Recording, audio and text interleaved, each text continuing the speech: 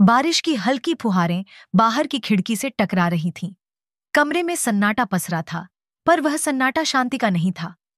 वह दुख, खींच और अपूर्ण इच्छाओं का बोझ था। दीपिका उसी खिड़की के पास बैठी थी, जैसे हर बूंद उसे कुछ याद दिला रही हो। हर टपकती बूंद जैसे उसके भीतर के टूटे सपनों पर गिर रही थी। अचानक दरवाजा खुला। मंगल अंदर आया, वही छोटा भाई जो हमेशा उसकी चिंता करता था। पर अब उसकी बातें दीपिका को चुभती थीं। फिर से शादी कर लो ना, अपना घर बसा लो, सब कुछ फिर से शुरू कर सकती हो। लोगों की बातों पर ध्यान मत दो, ये लोग वैसे भी हमेशा कुछ ना कुछ कहते हैं। दीपिका की आंखों में क्षोभ था। वह चुप रही। उसकी अंगुलियां खिड़की की सलाखों पर खेल रही थीं, जैसे बाहर निकलने का रास्ता ढूंढ रही हों। पर आखिरकार वह फटी आवाज में बोली, अब मुझे तेरी कोई बात नहीं सुननी। पहली बार जब मेरा रिश्ता टूटा था, तब भी तेरी सलाहों ने सब कुछ बिगाड़ा, और अब की बार भी सब तेरे कहे मुताबिक ही हुआ। हर बार मेरे जीवन के फैसले तुम सबने लिए, और हर बार मुझे ही भुगतना पड़ा।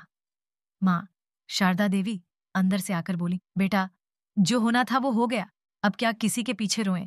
पर जिंदगी तो चलती है ना।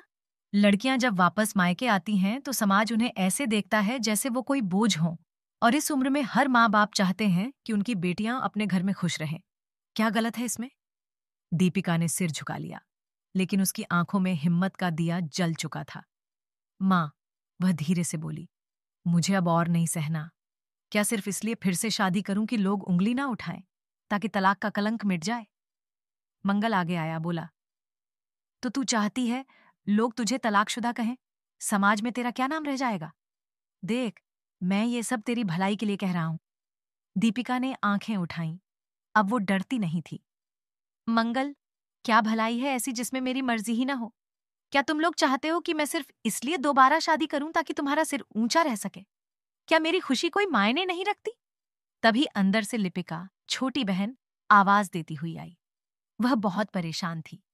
नहीं मम्मी, दीपिका दीदी की इस लड़के से शादी हरगिज नहीं होगी। मैं अपनी बहन की जिंदगी फिर से बर्बाद नहीं होने दूंगी। एक बार जो हुआ वही काफी है।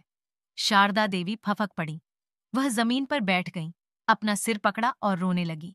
हे भगवान, मेरी दोनों बेटियों की जिंदगी बर्बाद हो गई। दीपिका का तलाक हो गया, और अब लिपिका के लिए भी कोई ढंग का रिश्ता नहीं आ रहा। अब मैं क्या करूं भगवान?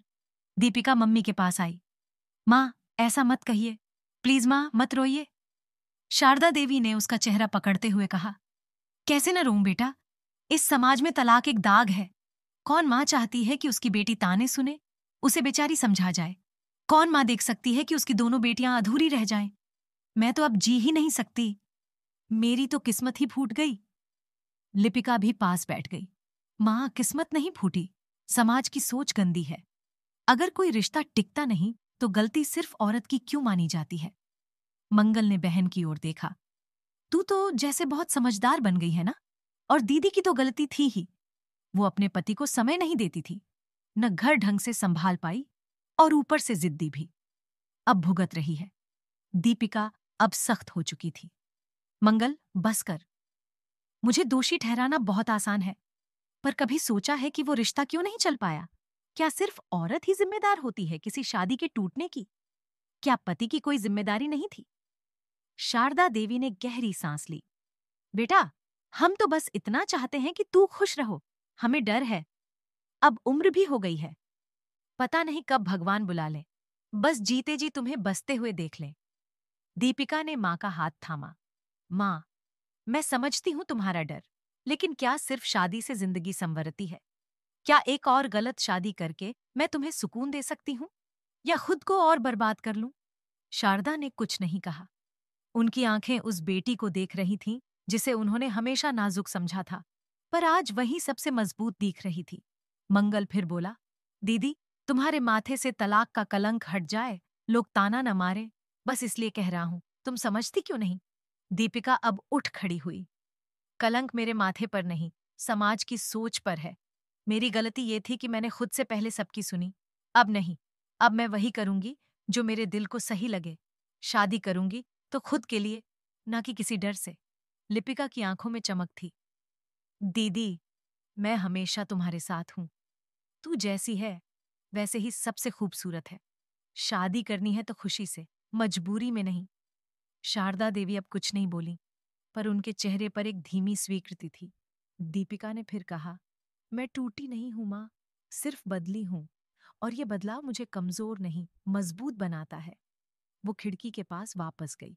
बाहर अब बारिश थम चुकी थी। एक किरण सूरज की फूट रही थी, जैसे अंधेरे के बाद उम्मीद की एक रोशनी। दीपिका जानती थी, जिंदगी आसान नहीं थी, पर अब वो अपनी आवाज बन चुकी थी। अब वह चुप नहीं रहेगी, और न ही किसी डर से फैसला करेगी। उसे दुनिया से लड़ना आता था,